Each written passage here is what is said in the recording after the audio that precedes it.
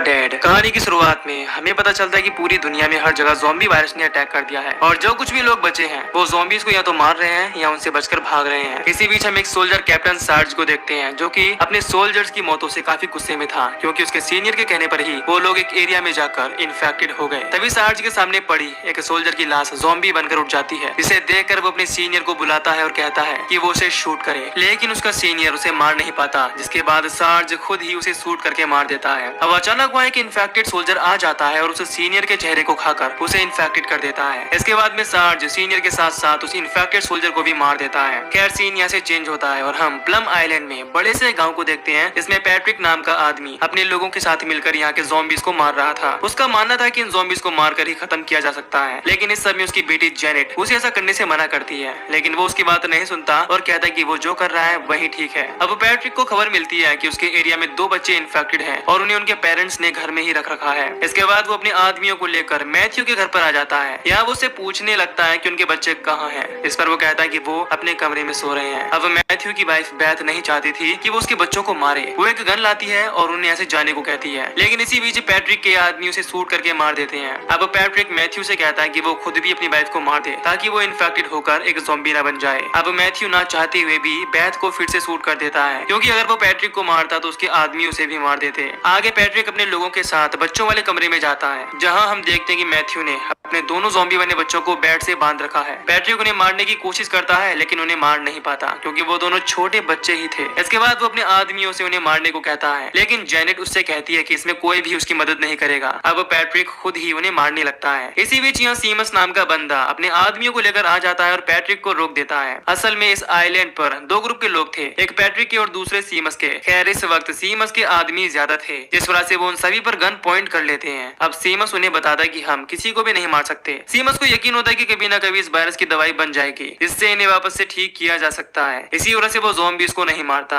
अब जेनेट सीमस से कहती है कि वो उसके डैड को नहीं मारे और उन्हें एक बोट में बिठाकर यहाँ से भेज दे। सीमस ऐसा ही करता है और अगले दिन पैट्रिक को एक बोट में बिठाकर उसके साथियों के साथ उसे यहाँ से भेज देता है। लेकिन हम देखते हैं कि जेनेट उसके साथ नहीं जाती और इसी आइलैंड पर रहने का फैसला करती है। अब सीन शिफ्ट होता है और हम 2 हफ्ते बाद का सीन देखते हैं, जहाँ पेंसिल्वेनिया में एक जगह पर सार्ज अपने बचे हुए 3 साथी टैनी, सिस्को और टॉम बॉय के साथ ज़ॉम्बी से सर्वाइव कर रहा था। जब वो जंगल में चेक कर रहे होते हैं तो उन्हें एक जगह पर कुछ लोग ड्रिंक करते हुए दिखाई देते हैं। सार्ज उनके पास जाता है और उनसे सरेंडर करने को कहता है। तभी वो देखता है कि काफी सारे ज़ॉम्बीज के सर को काटकर उन्होंने वुड्स पर टांग रखा है। इसके बाद वो उन आदमियों से पूछता है कि ये सब क्या है, जिस पर उनमें से एक आदमी उसे शूट करने की कोशिश करता है। इस पर सार्ज अपने सोल्जर के साथ मिलकर उन्हें मार देता है। इसी बीच उन्हें एक लड़का मिलता है जिसे टैनी शूट करने ही वाला था, लेकिन सार्ज उसे रोक लेता है। आगे वो लड़का उन्हें बताता है कि मुझे इन्हीं लोगों ने पकड़ कर रखा था। अब उसकी बात सुनकर सार्ज उसे अपने साथ चलने को कहता है। कुछ आगे जाने पर उन्हें एक जगह पर बैंक की एक गाड़ी मिलती है जिसमें काफी सारे पैसे थे। इसके बाद ये सभी इसी गाड़ी में बैठकर आगे जाने लगते हैं। अब कुछ टाइम बाद वो लड़का उन्हें बताता है कि हम प्लम आइलैंड पर जा सकते हैं, जो कि एक सेफ प्लेस है। अब असल में ये लड़का उसी आइलैंड के बारे में बात कर रहा था जिसके बारे में हम जान चुके हैं। अब वो लड़का उन्हें पैट्रिक की एक वीडियो दिखाता है जिसमें वो हर किसी को प्लम आइलैंड आने के लिए इन्वाइट कर रहा है। ये देखकर सार्ज अपनी टीम से उसी तरफ जाने को कहता है। दूसरी तरफ हम देखते हैं कि पैट्रिक अपने आदमियों के साथ पोर्ट पर रहने लगा था ताकि अगर कोई इस आइलैंड की तरफ जाए तो वो उन्हें लूट ले। खैर कुछ देर में यहाँ सार्ज अपनी टीम के साथ पहुंच जाता है और पैट्रिक को गाड़ी देखकर उनसे पैसे मांगने लगता है, लेकिन सार्ज उसे कोई भी पैसा देना नहीं चाहता था। इसी बीच उन्हें पानी में एक बड़ा शिप खड़ा हुआ दिखाई देता है और वो डिसाइड करते हैं कि वो उसे लेकर ही आगे जाएंगे। अब अचानक वहाँ चारों तरफ से काफी ज़ॉम्बीज आने लगते हैं। इसके बाद सार्ज अपनी टीम से आगे बढ़ने को कहता है, लेकिन तभी उन्हें आगे बढ़ता देख पैट्रिक का एक आदमी उन्हें शूट करने लगता है। अब सिस्को जल्दी से पानी में स्विम करके शिप की तरफ जाने लगता है। साथ ही हम देखते हैं कि पानी में काफी ज़ॉम्बीज उसे नीचे की तरफ खींचने लगते हैं। तभी सिस्को एक ज़ॉम्बीज की उंगली काट लेता है और उनसे बचता हुआ शिप पर आ जाता है। इधर सार्ज उन आदमियों से लड़ने की कोशिश करता है, लेकिन वो सभी एक केबिन से छिपकर फायरिंग कर रहे थे। तभी सार्ज गाड़ी के ऊपर चढ़कर उस केबिन के दरवाजे पर एक ग्रेनेड ब्लास्ट कर देता है, जिससे उसके आगे का दरवाजा टूट जाता है। अब दरवाजा टूटने की वजह से ज़ॉम्बीज उन्हें देख लेते हैं और उनकी तरफ आने लगते हैं। दूसरी तरफ सिस्को को शिप में भी ज़ॉम्बीज मिलते हैं जिन्हें वो मारने लगता है। तभी यहाँ उसकी साथी टॉम बॉय आ जाती है और उसकी मदद करने लगती है। अब वो दोनों जल्दी से शिप को स्टार्ट करके किनारे की तरफ लाने लगते हैं। इधर पैट्रिक और उसके आदमियों पर ज़ॉम्बीज अटैक कर देते हैं। इस हमले में उसके सभी साथी इन्फेक्टेड हो गए थे और वहीं केवल उनसे बच पाया था। इसी बीच वो एक बॉम्ब लेकर केविन में फेंक देता है और जल्दी से उससे बाहर आ जाता है। उस बॉम्ब के फटने की वजह से वहाँ के सभी ज़ॉम्बीज मारे जाते हैं। खैर अब पैट्रिक जल्दी से उनके पीछे पीछे शिप में आ जाता है और टॉम बॉय उसे अंदर शिप में ले आती है। अब पैट्रिक उसे देखकर कहता है कि वो उसे उसकी बेटी की याद दिलाती है जो कि इस वक्त आइलैंड पर ही होगी। इसी बीच यहाँ सार्ज आ जाता है और उस पर गन पॉइंट कर लेता है, लेकिन पैट्रिक उसे समझाता है और कहता है कि आइलैंड तक जाने में वही उसकी मदद कर सकता है। इसके बाद सार्ज उसे छोड़ देता है। इधर टॉम बॉय सिस्को के पास जाती है और देखती है कि उसकी तबीयत खराब होनी शुरू हो गई है। सिस्को से कहता है कि वो ठीक है, लेकिन हम जानते हैं कि वो ज़ॉम्बीज़ की उंगली काटने की वजह से इन्फेक्टेड हो गया था, लेकिन वो अपनी टीम को इस बारे में नहीं बताना चाहता था। खैर सार्ज अपनी टीम के साथ मिलकर उस शिप के सभी ज़ॉम्बीज़ को मार देते हैं। अब सार्ज को एक शिप के कोने में एक ज़ॉम्बी मिलता है जिसे वो फ्लेयर गन की मदद से जलाकर मार देता है। खैर इसके बाद उन्हें आइलैंड तक एक बोट में जाना था क्योंकि आइलैंड के आसपास का पानी इतना गहरा नहीं था। वो सभी एक बोट लेकर आइलैंड में आ जाते हैं। यहाँ आकर वो देखती हैं कि किसी ने सभी ज़ॉम्बीज़ को जंजीरों में बांध दिया है, लेकिन उन ज़ॉम्बीज़ ने अपना काम करना नहीं छोड़ा, यानी वो इंसानों की ही तरह काम कर रहे हैं। इसी बीच उन्हें सीमस का एक आदमी देख लेता है और उन पर फायरिंग करने लगता है। सभी उसकी फायरिंग से बचने की कोशिश करते हैं, लेकिन एक गोली सार्ज के कंधे में लग जाती है और एक बैनी को हिट कर देती है, जिससे वो बच नहीं पाता और मौके पर ही उसकी मौत हो जाती है। तभी टॉम बॉय पेड़ के पीछे छिपे उस आदमी को मार देती है। अब सार्ज बैनी को खोकर काफी दुखी था और रोने लगता है, लेकिन पैट्रिक बैनी की बॉडी में फायर कर देता है और ये देखकर सार्ज को काफी गुस्सा आता है और वो पैट्रिक को पकड़ लेता है। असल में पैट्रिक ने ऐसा इसीलिए किया था कि वो भी एक ज़ॉम्बी ना बन जाए। इसी बीच वहाँ जेनेट की ट्विन सिस्टर जेन अपने घोड़े के साथ आती है और हम देखते हैं कि वो भी अब एक ज़ॉम्बी बन गई है। पैट्रिक अपनी बेटी की हालत देखकर काफी दुखी होता है। वो समझ चुका था कि उसकी बेटी की ये हालत सीमस की वजह से हुई है। इसके बाद वो अपनी गन लेता है और उसे मारने चला जाता है और बाकियों से कहता है कि वो उसके आने का वेट करें।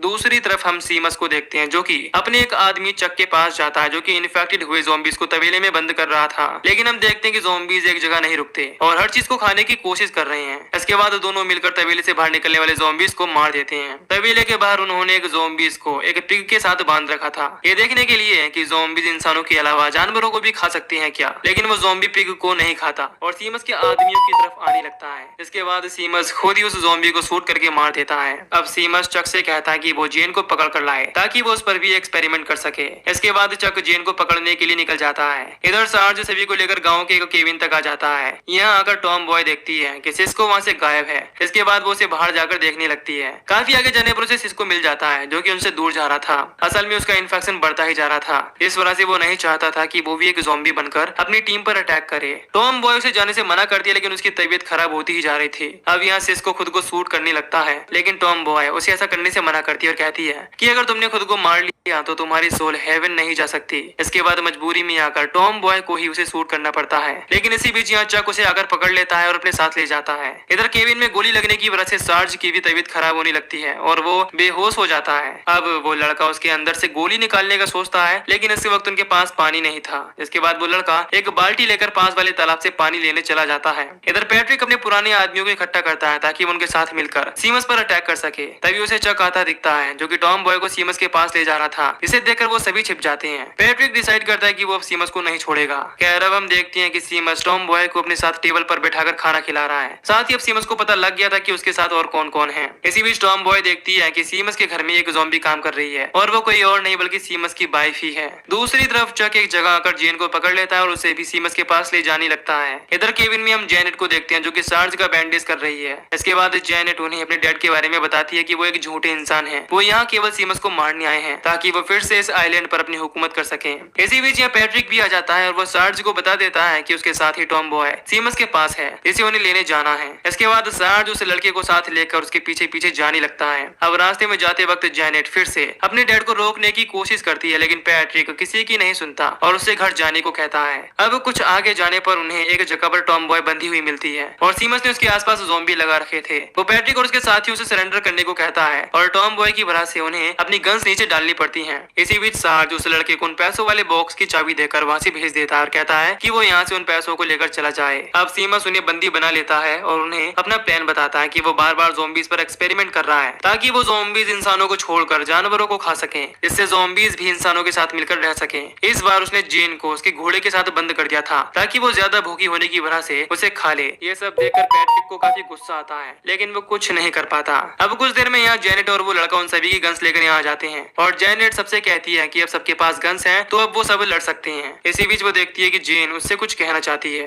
अब जैसे वो उसके पास जाकर बात करने की कोशिश करती है, अचानक जेन उसके हाथ पर काट लेती है और उसे भी इन्फेक्टेड कर देती है। अब चक ये देखकर उन सभी को मारने आगे बढ़ता है, लेकिन सीमस उसे आगे जाने से मना करता है, लेकिन वो उस पर ध्यान नहीं देता। इसके बाद सीमस चक के पैर में गोली मार देता है। तभी दोनों ग्रुप्स में फायरिंग शुरू हो जाती है और वो आपस में लड़ने लगते हैं। तभी चक एक दरवाजे को शूट करके खोल देता है जिसमें काफी सारे ज़ॉम्बीज कैद थे। अब वो ज़ॉम्बीज बाहर आकर पहले तो चक की बॉडी को बुरी तरह खाने लगते हैं और बाद में उन सभी पर अटैक करने लगते हैं। अब फाइट में पैट्रिक और सीमस की गन में केवल एक ही गोली बचती है, जिसके बाद पैट्रिक उसे बाहर आकर लड़ने के लिए चैलेंज करने लगता है। सीमस उसकी फाइट एक्सेप्ट कर लेता है। तभी जैनेट पैट्रिक को अपने पास बुलाने लगती है। अब जैसे ही पैट्रिक पीछे मुड़ता है तभी सीमस उसे शूट कर देता है और पैट्रिक नीचे गिर जाता है। ये देखकर जैनेट रोने लगती है, लेकिन तभी पैट्रिक अपने पास रखी एक गन निकालता है और सीमस को शूट करके मार देता है। अब सार्ज टॉम बॉय और उस लड़के को लेकर यहाँ से जाने लगता है। तभी जैनेट देखते है कि जेन अपने घोड़े का मांस खा रही है। इसे बताने के लिए वो सार्ज के पीछे जाती है, लेकिन तभी वहाँ पैट्रिक आ जाता है और अपनी ही बेटी को शूट करके मार देता है। वो ऐसा इसीलिए करता है क्योंकि वो भी ज़ॉम्बी बनने वाली थी। अब पैट्रिक उसे शूट करके तालाब के पास आकर मारा जाता है। कहानी के आखिर में हम देखते हैं कि सार्ज और टॉम बॉय उस लड़के को लेकर यहाँ से निकल गए हैं और ज़ॉम्बी जब उस घोड़े को बुरी तरह खा रहे हैं। वहीं दूसरी तरफ हम पैट्रिक और सीमस को देखते हैं जो कि ज़ॉम्बी बनने के बाद भी एक दूसरे की दुश्मनी को नहीं भूले हैं और आपस में लड़ रहे हैं। और इसी के साथ ही मूवी यहीं पर खत्म हो जाती है। तो दोस्तों, अगर आपको इस मूवी की एक्सप्लेनेशन पसंद आई हो तो वीडियो को लाइक और चैनल को सब्सक्राइब